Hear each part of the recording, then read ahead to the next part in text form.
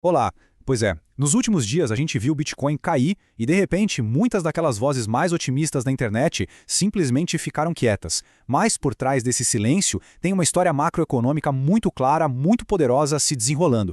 E é exatamente essa história que a gente vai desvendar aqui. O preço caiu, o otimismo parece que evaporou e um silêncio esquisito tomou conta da conversa.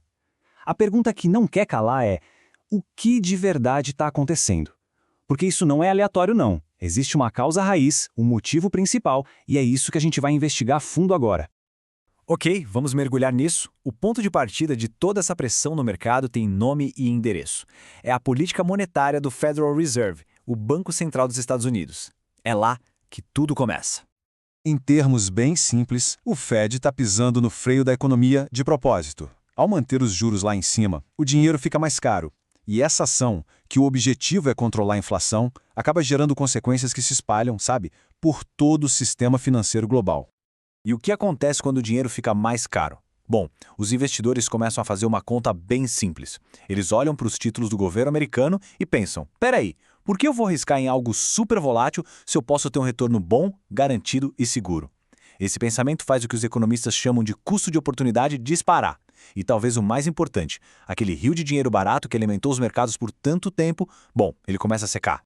Agora, a parte realmente interessante é ver como essa primeira peça do dominó, a política do Fed, começa a derrubar uma peça atrás da outra, criando uma reação em cadeia que coloca o sistema financeiro inteiro numa pressão gigantesca. E essa reação em cadeia acontece em 4 estágios bem claros. Primeiro, uma crise no setor de imóveis comerciais. Depois, o mercado de imóveis residenciais simplesmente congela. Em seguida, a gente descobre uma fragilidade que estava escondida nos balanços dos bancos. E, por fim, uma drenagem direta de dinheiro do sistema. Vamos olhar para cada uma dessas peças do dominó caindo? O primeiro grande dominó a tombar é o mercado imobiliário comercial. Imagina só, empresas que pegaram empréstimos super baratos anos atrás, agora estão vendo essas dívidas vencerem. O problemão? Renovar esse crédito com os juros de hoje é praticamente impossível. E isso está gerando uma onda de calotes que pressiona, e muito, os bancos que deram esse dinheiro. E isso aqui mostra perfeitamente como a decisão do Fed afeta a economia de verdade. No mercado residencial, o que a gente está vendo é uma paralisia total. Quem tem uma hipoteca antiga, pagando uns 3% de juros, não quer nem pensar em vender a casa para pegar uma nova pagando 7%. O resultado? O mercado congelado. É um sintoma claro de que a desaceleração econômica está batendo na porta. E aqui aparece um fantasma que assombra o sistema bancário. Os bancos estão literalmente sentados em cima de uma montanha de títulos antigos que eles compraram quando os juros eram baixíssimos. Hoje, esses títulos valem muito menos. Se eles precisarem vender esses papéis correndo para cobrir saques, por exemplo, vão ter que assumir prejuízos bilionários. É um cenário que lembra muito o que aconteceu com o Silicon Valley Bank.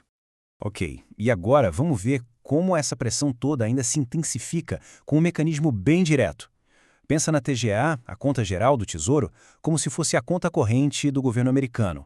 Quando o governo decide aumentar o saldo dessa conta, seja arrecadando mais imposto ou emitindo títulos, o que ele está fazendo na prática é tirar dinheiro dos bancos comerciais e guardar no cofre do Fed.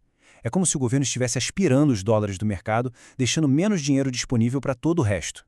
Olha, a analogia que a fonte original usa é simplesmente perfeita para entender o que está rolando. Essa redução de liquidez é como esvaziar uma piscina. Não importa se o seu barco é o melhor, o mais bonito, quando o nível da água baixa, todos os barcos afundam juntos. Ações, criptoativos, tudo sente o baque. Então, o ponto crucial aqui é o seguinte: quando a gente vê uma notícia de que o Fed está injetando dinheiro de emergência no sistema, isso não é um sinal de que a política mudou para melhor. Muito pelo contrário, é um sinal de alerta. É como dar um balão de oxigênio para um paciente que está mal, o que só confirma que o problema da falta de dinheiro, da falta de liquidez, é real e é perigoso. Certo. Com todo esse cenário de pressão macroeconômica bem desenhado, agora a gente pode finalmente conectar os pontos e entender por que o Bitcoin, especificamente, está apanhando tanto. Em momentos de estresse como esse, o dinheiro se comporta de um jeito muito previsível. Ele foge de ativos que são vistos como de alto risco, como é o caso do Bitcoin, que brilham quando tem muito dinheiro no sistema e muito otimismo. E para onde vai esse capital todo? Vai para os portos seguros, como os títulos do governo americano, que são considerados o investimento mais seguro do planeta. É a clássica fuga para a segurança. Então, o que a gente tem é uma verdadeira tempestade perfeita para o Bitcoin. Primeiro, os investidores estão com aversão ao risco, então vendem o que é mais arriscado primeiro. Segundo, a liquidez, que é o principal combustível do Bitcoin, está sendo drenada do sistema. E terceiro, o medo de uma crise maior faz com que muita gente venda o que consegue vender mais fácil para ter dinheiro em caixa. E o Bitcoin, por ser muito líquido, acaba sendo um dos primeiros da lista. Mas calma! Apesar desse cenário todo de pressão, a análise também mostra que existem possíveis gatilhos lá na frente que podem sim mudar completamente essa dinâmica. Nem tudo é só pessimismo. Basicamente, existem dois eventos que estão no radar de todo mundo. O primeiro seria o Fed dar uma pausa no seu programa de aperto quantitativo, o famoso QT. Pensa no QT como o contrário de imprimir dinheiro. É o Fed tirando o dinheiro do sistema de forma programada. Uma pausa nisso seria um alívio e tanto.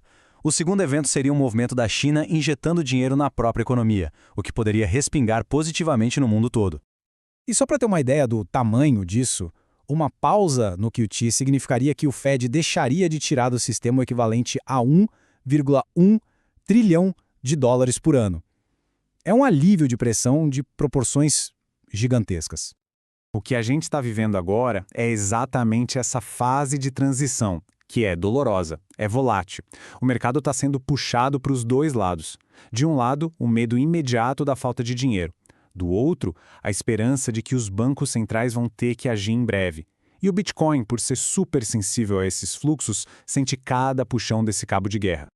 No fim das contas, a análise sugere que sim, existe uma luz no fim do túnel. Existe uma eventual mudança na política monetária vindo por aí. O problema é que a travessia por este túnel de incerteza macroeconômica ainda está acontecendo. Isso deixa a gente com uma última pergunta. No mercado que é movido tanto pelo medo quanto pela esperança, quem vai ter a paciência necessária para esperar por essa luz?